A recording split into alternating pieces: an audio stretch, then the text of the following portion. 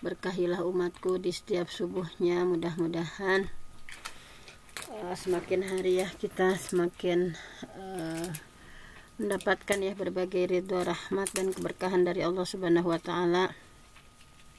Dan untuk saat ini kita langsung saja ya, karena udah terlalu siang, berdoa kepada Allah Subhanahu wa taala. Allahumma inni as'aluka ilman nafi'a. Ya Allah, kami memohon kepadamu ilmu yang bermanfaat, wa rizqan thayyiba, rezeki yang baik, wa amalan mutaqabbala, dan amal yang diterima oleh Allah Subhanahu wa taala. Baiklah, untuk hari ini kita akan sama-sama mengkaji. Ini ada salah satu buku ya. Ini tentang 77 cabang iman. Nah, di sini ada 77 cabang iman ya. Di antaranya 77 itu adalah cabang yang pertama adalah iman kepada Allah, kemudian iman kepada Rasulullah, para malaikat, kitab, qada dan qadar, kemudian iman kepada hari akhir, iman kepada hari kebangkitan, iman kepada mahsyar ya, surga neraka, kemudian kewajiban mencintai Allah, beriman kewajiban harus takut kepada Allah Subhanahu wa taala, kemudian beriman terhadap kewajiban ya, untuk roja berharap hanya kepada Allah dan lain sebagainya ya. Ada 77 cabang iman. Namun mungkin kita akan awali dari yang pertama ya, walaupun mudah-mudahan kita bisa menghatamkan buku ini ya. Ada 77 cabang keimanan yang bisa menguatkan dan mengokohkan ya akidah kita kepada Allah Subhanahu wa taala. Nah, baik, langsung saja kita pada cabang iman yang pertama. Nah, di sini bahwa sebetulnya ya sini sudah bolak-balik membahas tentang keimanan dan sebagainya, namun mudah-mudahan kita bisa menghatamkan per buku ya sekarang supaya tidak terlalu mengacak. Ya, yang pertama di sini ada cabang iman yang pertama ya, tentu saja beriman kepada Allah Azza wa Jalla, bahwa dalam surah Al-Baqarah dalilnya a'udzubillahi minasyaitonirrajim, amana rasul, para rasul telah beriman, bima unzila ilaihi, kepada Al-Quran yang diturunkan kepadanya, mir rabbihi, dari Tuhannya, wal mu'minun, sama orang-orang mukmin juga mengimani, kullun amana billah, semuanya beriman kepada Allah. Nah, kemudian dalilnya tentang perintah beriman itu di An-Nisa 136 ya. Ya ayyuhalladzina amanu aminu billah, wahai orang beriman tetaplah beriman kepada Allah. Kemudian juga dikuatkan dalam hadis bahwa umirtu an uqatilan nas, aku disuruh untuk memerangi manusia hatta yaqulu, sampai mereka itu mengatakan la ilaha illallah, la ilaha illallah. Faman qala la ilaha illallah, barang siapa yang mengucapkan la ilaha illallah, faqad asama minni nafsah wa malah, maka sungguh dia sudah terpelihara dariku, nafsahu, dirinya, wa malahu, dan hartanya ya, illa bihaqqihi wa hisabuhu 'ala Allah, sehingga terpelihara dariku ya, kecuali dengan haknya, sementara yang menghisab adalah Allah Subhanahu wa taala. Nah, ini sama ya tentang beriman kepada Allah. Kemudian dalam hadis yang lain ya dari Utsman bin Affan radhiyallahu an, man mata, barang siapa yang meninggal, wa huwa ya'lam, dan dia dalam keadaan memahami, alla ilaha illallah, bahwasanya tiada Tuhan selain Allah, dakhalal jannah, pasti dia masuk surga. Nah, jadi kan iman itu punya secara bahasa membenarkan ya, kemudian secara istilah iman itu adalah membenarkan Nabi Muhammad SAW dan semua syariat yang dibawanya dari hal-hal yang wajib diketahui dalam agama. Bahwa Rasulullah menerangkan dalam usulul khamsah ya, ada usulul khamsah, ada 5 dasar, dalam hadis pertanyaan malaikat Jibril kepada Rasulullah, bahwa diantaranya hendaknya engkau beriman kepada Allah, wa malaikatihi, wa kutubihi, wa rusulihi, wal yaumil akhir, wa tu'minu bil qadari khairihi wa syarrihi.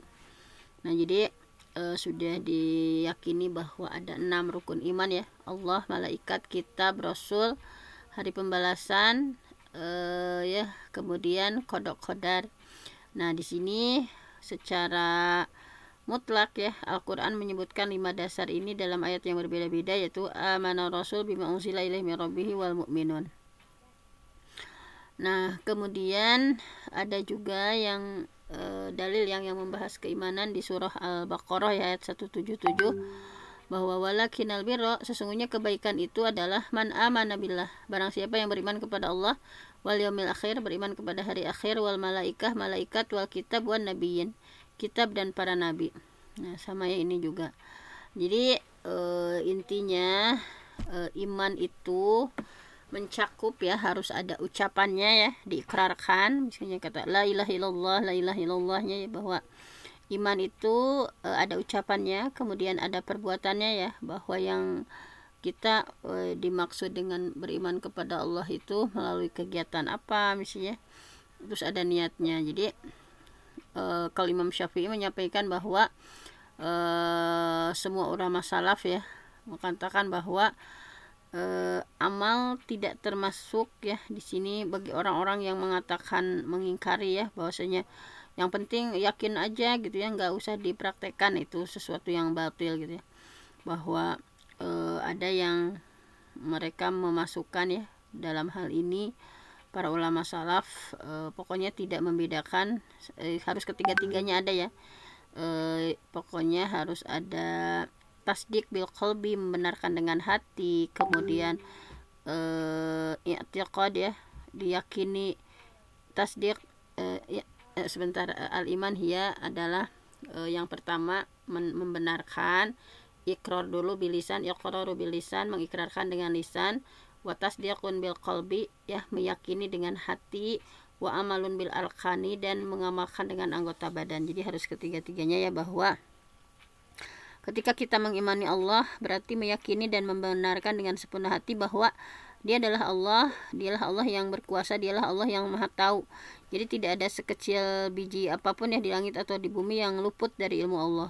Nah, jadi Dialah Allah yang punya sifat sempurna, jauh dari kekurangan ya, tidak pernah beranak, tidak pernah diperanakan. Jadi pokoknya kita meyakini ya setiap sifat-sifat Allah, asma Allah gitu ya, yang ada dalam Al-Quran harus diyakini dengan sepenuh hati, bahwa setiap yang diinformasikan juga dalam hadis sahih yang melalui lisan Rasulullah, bahwa kita membenarkan dengan segenap hati kita ya, tidak pernah menyerupakan Allah dengan makhluk apapun, bahwa dalam surah Asy-Syura ya, Allah sendiri yang menyampaikan Dialah Allah yang maha mendengar, maha melihat ya, As-Sami' ya, bahwa Allah maha mendengar, Al-Basir, maha melihat. Dan kita harus menahan diri untuk mendalami ayat-ayat mutasyabih ya, kita serahkan urusannya kepada Allah ya. Kita juga tidak usah menafsirkan ya, misalnya hal-hal yang sifatnya nyeleneh gitu ya. Nah, pokoknya yang meyakini dalam hati dan pikiran kita tadi Allah itu adalah Tuhan kita ya, Allah yang Maha As-Sami Al-Basir dengan segala asma wa sifatnya, kita meyakini Allah itu seperti itu. Nah, kemudian yang kedua adalah beriman kepada Rasulullah. Beriman kepada Rasulullah. Nah, di sini ya, bahwa dalam surah Al-Baqarah ya 285, untuk bilang minasyaitonir rajim, wal mu'minun, dan orang-orang beriman, kullun amana billah, seluruhnya beriman kepada Allah, wa malaikatihi wa kutubihi wa rusuli. Nah, di sini bahwa mengimani yang kedua ya, beriman kepada yang kedua yaitu beriman kepada para malaikat.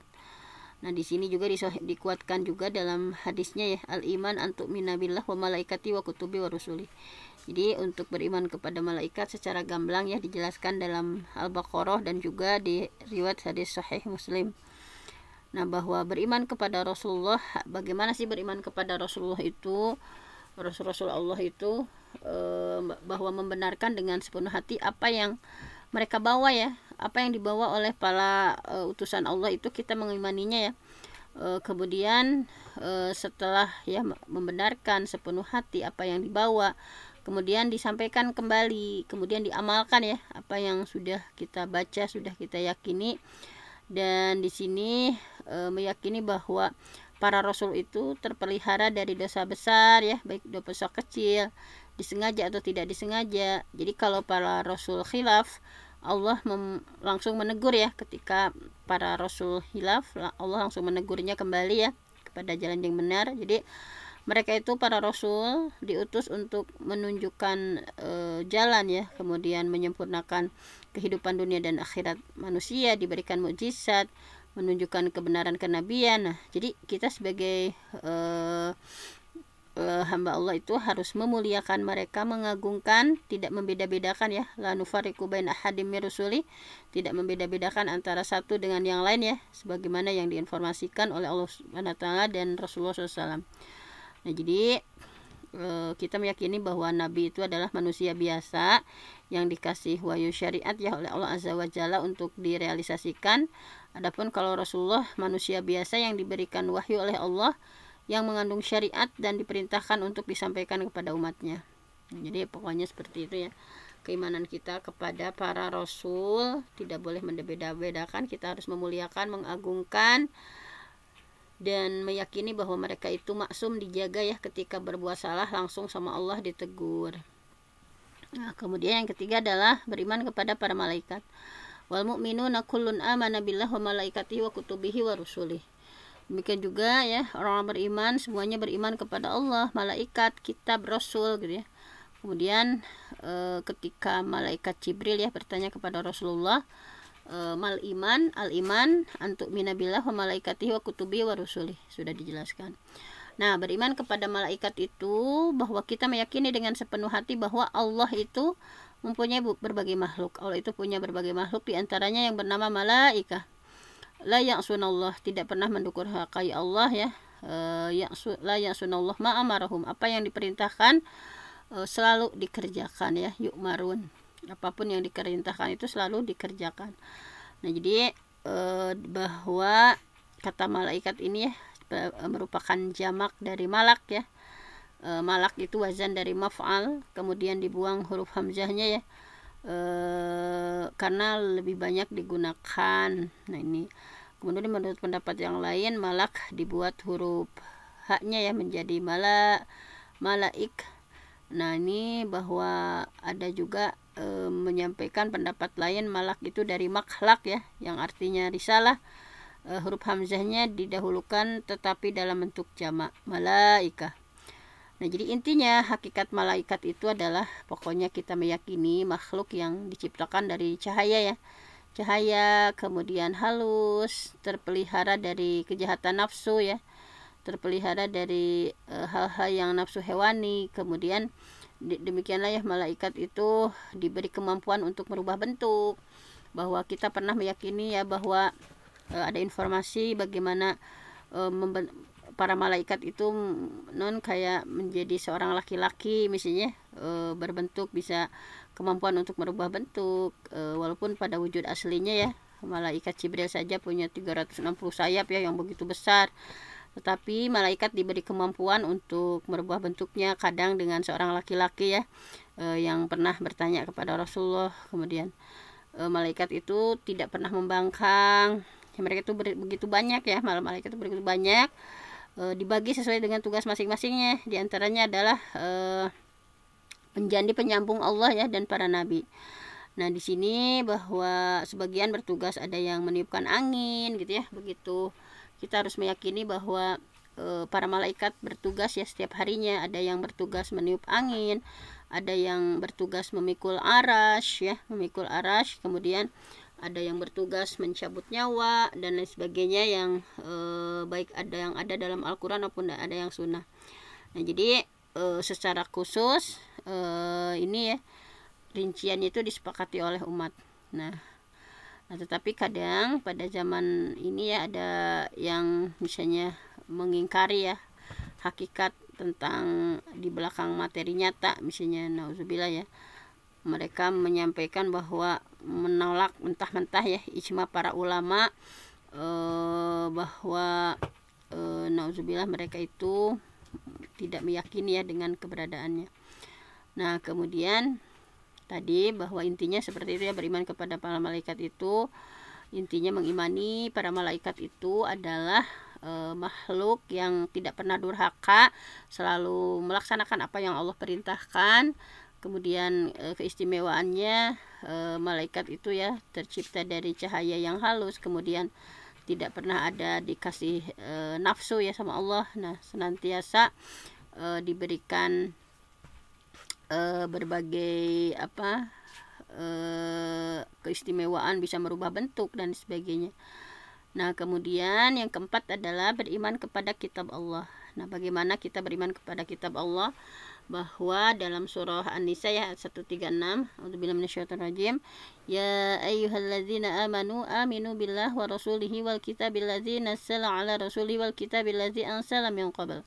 Bahwa beriman kepada kitab Allah itu dalam surah An-Nisa ayat 136 ya. Ini bahwa wahai orang beriman, tetaplah beriman kepada Allah, kepada kitab Allah ya, kepada Rasulullah, kepada kitab yang diturunkan sebelum kalian.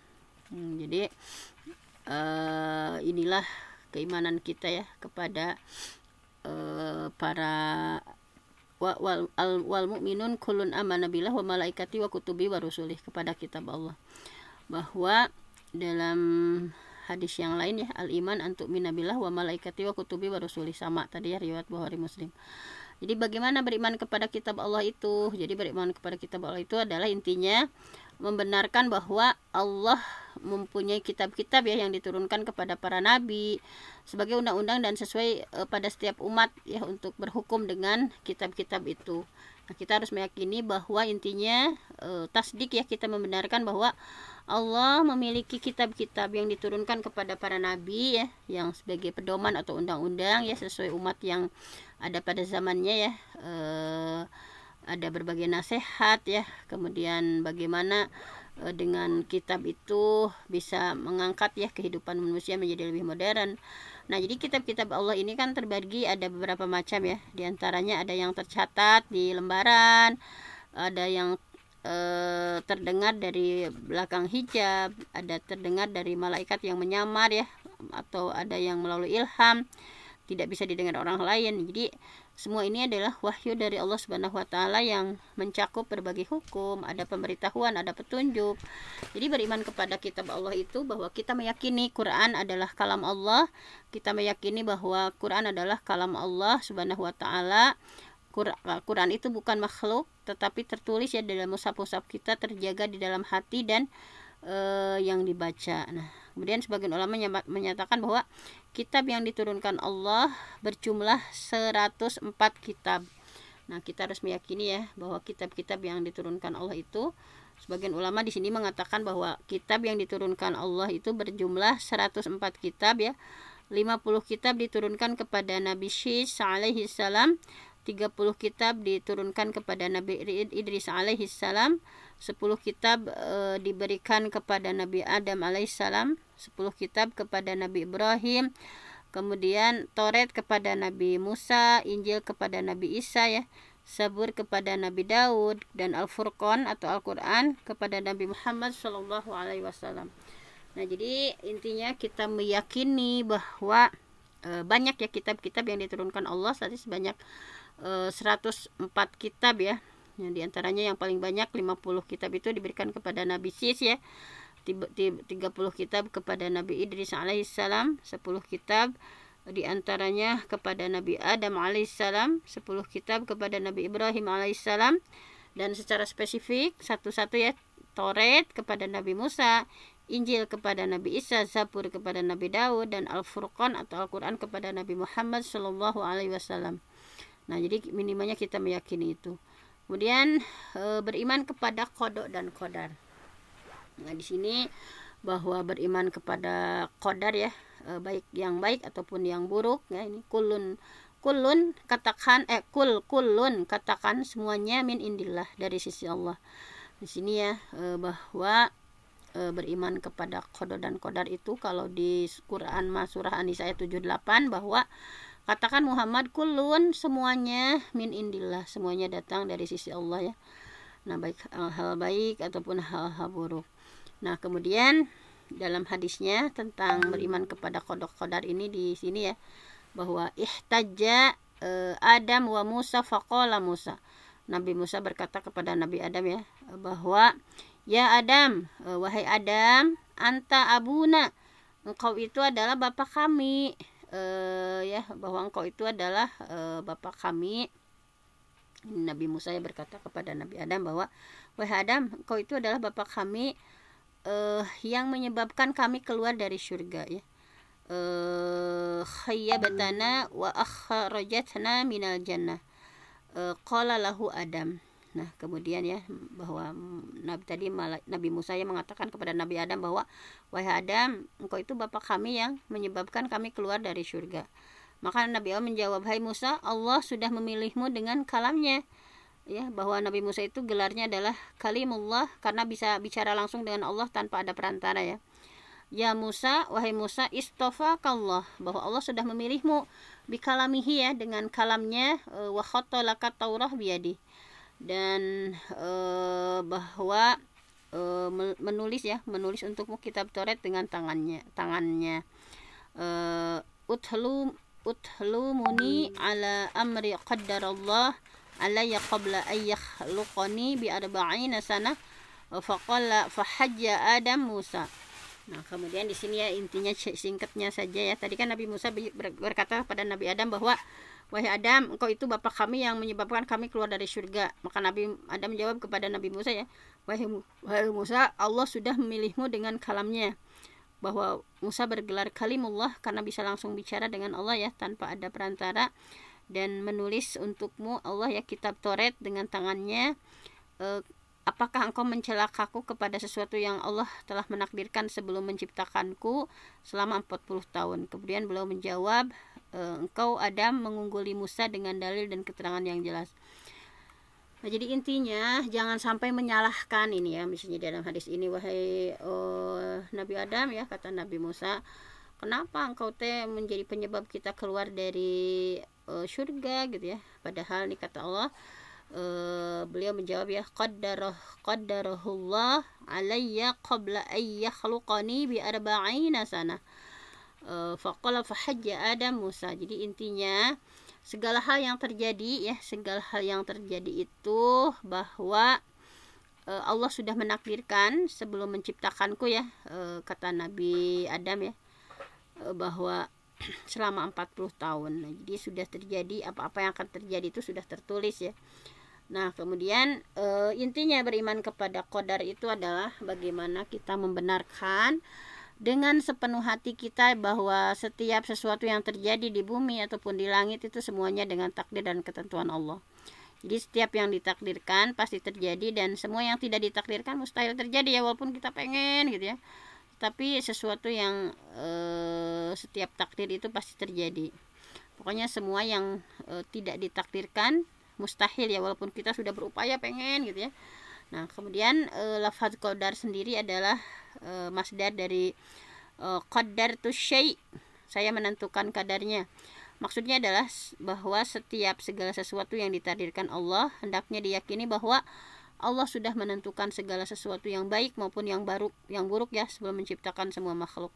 Jadi semua makhluk tidak lepas dari qada dan takdirnya, dan dia yang menginginkannya. Segala sesuatu yang terjadi di alam ini adalah pekerjaan dan penciptaannya dan tidak pencipta selainnya. Nah, jadi harus meyakini, ya, bahwa ketaatan dicintai, diridhai, dan diberi pahala oleh Allah, ya. Hal ini berbeda dengan kekufuran dan maksiat, ya. Wala yarda li ibadihil kufra, Allah tidak meridhai kekafiran seorang hamba, gitu, ya. Bahwa dalilnya sudah sangat jelas di surah Al-Qamar, inna kulla syai'in khalaqnahu biqadar. Sesungguhnya kami menciptakan segala itu menurut ukurannya, gitu, ya.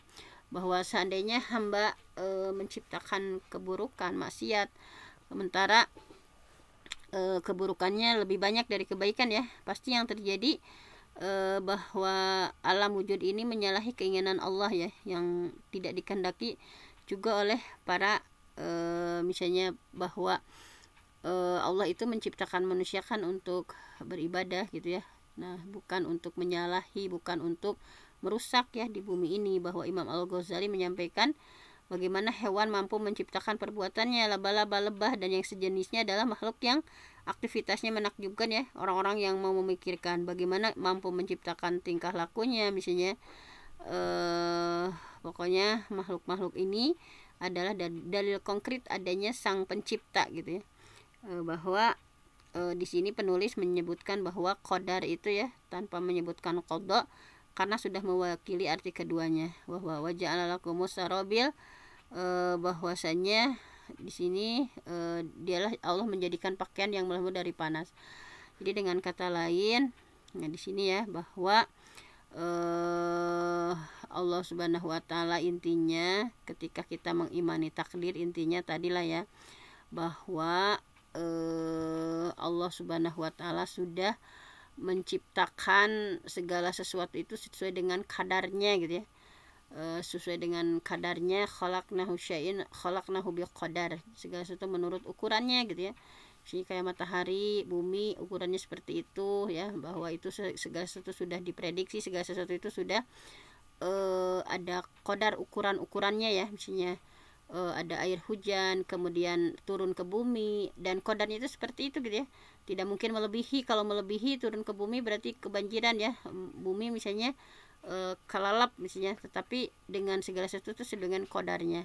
Allah mengangkat juga ya air dari bumi kemudian ketika diturunkan, nah itu semuanya qadarnya itu sangat tepat gitu ya. Nah subhanallah sekali. Nah kemudian bahwa yang keenam ya, beriman kepada hari akhir. Nah, di sini dalilnya beriman kepada hari akhir itu adalah qatilul ladzina la yu'minuna billah wa bil yaumil akhir. Perangilah orang yang tidak beriman kepada Allah dan juga tidak beriman kepada hari akhir. Nah, banyak ya bahwa yang dimaksud dengan iman kepada hari akhir itu intinya bagaimana kita membenarkan bahwa hari-hari yang bergulir di dunia ini akan habis gitu ya. Jadi harus meyakini dalam hati bahwa hari-hari yang bergulir di dunia ini akan habis, akan berakhir, bahwa dunia ini akan mengalami kehancuran ya suatu saat nanti, bahwa orang yang mengakui berakhirnya dunia ini pasti mengakui berawalnya gitu ya. Karena suatu hal yang ada di zaman ajali tidak akan sirna dan tidak akan pernah berubah. Nah ini ya bahwa iman kepada hari akhir itu di antara di sini dikuatkan dengan dalil ya, waladzi nafsu Muhammad biyadi wala taquman nasa'ah wa thawbuhuma bainahuma la yatabaya'ani wa la yatwiyanihi wa la taquman nasa'ah wa qad insarafa rajul bilaban liaqhamitihi min tahtiha wa qad rafa'a aqlatahu ila fihi la yat'amu. Jadi demi Allah yang jiwa Muhammad berada di tangannya, hari kiamat itu pasti akan datang ya, bahwa wala taquman nasa'ah, wala taquman nasa'ah, pasti benar-benar akan terjadi hari kiamat itu ya, datang ketika antara dua orang yang bertransaksi ini tidak jadi transaksi ya, bakat kuruwas, sementara pakaian yang berada di antara keduanya tidak sempat pula dilipat. Hari itu pasti akan tiba ketika seseorang sesudah memerah susu binatang ternak ya, kemudian mengangkatnya untuk diminum tetapi tidak sampai meminumnya. Demikianlah gambaran ya tentang hari kiamat. Kemudian yang ketujuh ya, cabang yang ketujuh adalah beriman kepada hari berbangkit.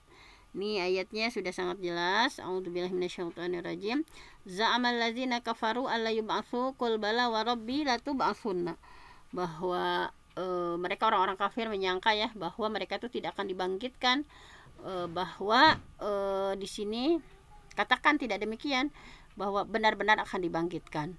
Nah di sini beriman kepada hari akhir itu adalah bagaimana membenarkan ya datangnya hari akhir, membenarkan hari kiamat, bahwa hari itu ada hari akhir, di mana hari-hari yang bergulir di dunia ya, bahwa akan menyaksikan bagaimana kebenaran adanya alam kubur, bahwa kedua malaikat menguji, bahwa kita meyakini ada kenikmatan, ada azab yang ada di dalamnya, bahwa pahala ya ketika beramal solih, kemudian azab pedih ya akan menanggung ya terhadap perbuatan jahatnya. Jadi hari pembalasan, hari hisab, sirat, surga, neraka dan lain itu sudah ada ya dalam Al-Quran dan As-Sunnah yang sahih ya, bahwa seperti itulah yang meyakini hari kebangkitan. Jadi intinya meyakini hari akhir itu pokoknya kita membenarkan ya bahwa kiamat akan tiba, bahwa kita akan menyaksikan ya bagaimana alam kubur benar-benar kita rasakan terjadi, kemudian ketika diuji oleh munkar nakir ya, malaikat betul-betul menguji, kemudian kita akan seseorang yang akan merasakan nikmat alam kubur, nikmat siksa nauzubillah ya, akan merasakan siksa kubur. Nah, itulah yang akan terjadi ya, tentang kenapa kita harus mengimani hari kebangkitan, bahwa pada hari pembalasan atau nama lainnya ada hari hisab ya, kemudian ada sirat, ada surga, ada neraka ya, semuanya itu sudah secara jelas ya, kita harus meyakini keberadaannya. Nah, bahwa di sini dikuatkan juga ya dalam surah Al-Jasiyah bahwa kulillah yuhyikum summa yumitukum summa yajmu'ukum ila yaumil qiyamah la raiba fi. Allah yang menghidupkan, Allah yang mematikan, Allah yang mengumpulkan ya. Tidak ada keraguan di dalamnya. Iya. Ngaji sedikit lagi. Bentar. Ya. Nah, ini ya Umar bin Khattab menyampaikan ya tentang iman, bahwa al-iman itu antuk minabillah wa malaikati wa kutubi wa rusulihi bil ba'si min ba'dal maut wa bil qadri kulli. Jadi bahwa iman kepada hari akhirnya di sini, iman itu adalah kalian beriman kepada Allah, para malaikat, kepada kitab, kepada rasul, kepada hari kebangkitan setelah kematian, dan dengan semua qadarnya ya, baik yang qadar baik, takdir baik ataupun takdir buruk. Nah, jadi beriman kepada hari kebangkitan, kita meyakini dengan sepenuh hati bahwa Allah membangkitkan ya semua orang yang sudah mati dalam kubur. Kemudian Allah mengeluarkan ya, menggiringnya kepada padang mahsyar ya. Nah, kemudian hari kiamat itu hari penyesalan, hari kerugian ya bagi banyak orang, dan kebahagiaan juga bagi sebagian orang. Jadi kita meyakini bahwa hari kebangkitan itu tadi ya, bahwa pasti Allah akan membangkitkan semua orang yang sudah mati dalam kubur. Kemudian Allah akan menggiringnya ya ke padang mahsyar. Kita meyakini bahwa banyak orang yang menyesal di hari itu dan banyak orang yang mendapatkan kebahagiaan.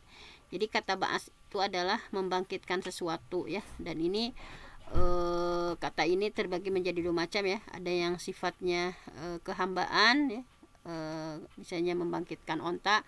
Kedua yang bersifat ketuhanan. Nah, ini kemudian tadi ya, bahwa intinya gitulah ya, untuk mengimani kepada mahsyar, kemudian mengimani kepada nanti yang akan dijelaskan ke depannya ya, tentang bahwa manusia itu akan dipertanggungjawabkan seluruh amalnya, tidak ada syafaat kecuali orang-orang yang betul-betul mengikuti kebenaran ya, bahwa di sini di surah Al-Mu'min, kemudian di surah Al-Baqarah ya, bahwa ittabaru alladzina, ketika orang-orang yang diikuti itu berlepas diri ya dari orang yang mengikutinya, betul-betul mereka menyaksikan sendiri ya bahwa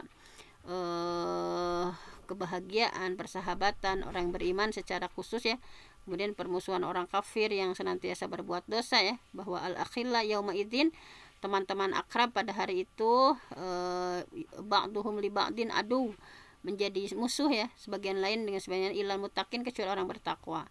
Nah, mudah-mudahan kita termasuk orang-orang yang al-akhilla, yang saling bersahabat dalam ketakwaan, saling bersahabat dalam kebaikan ya, bukan persahabatan yang nantinya akan menjadi aduun ya, musuh, ilal muttaqin, kecuali orang-orang bertakwa.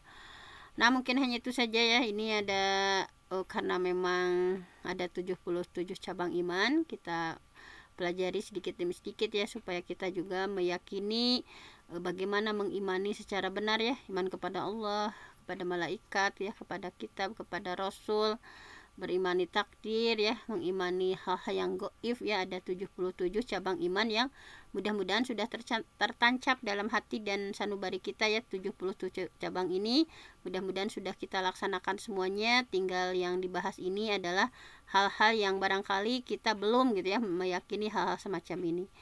Nah, mungkin hanya itu saja. Saya mohon ampun sama Allah, yang benar datangnya dari Allah, yang salah dari saya sendiri. Aku qouli hadza wa astaghfirullah li wa lakum. Assalamualaikum warahmatullahi wabarakatuh. Waalaikumsalam warahmatullahi wabarakatuh. Terima kasih kepada Al-Mukarramah Bunda Dr. Hajah Binti yang sudah menyampaikan materi. Mudah-mudahan apa yang disampaikan oleh beliau dijadikan oleh Allah menjadi ilmu yang bermanfaat untuk kita semuanya. Amin ya Allah ya Rabbal Alamin. Dan mudah-mudahan Allah kuatkan iman Islam kita. Amin ya Allah ya Rabbal Alamin. Bapak Ibu yang dirahmati Allah, kita akhiri kajian subuh ini dengan sama-sama membaca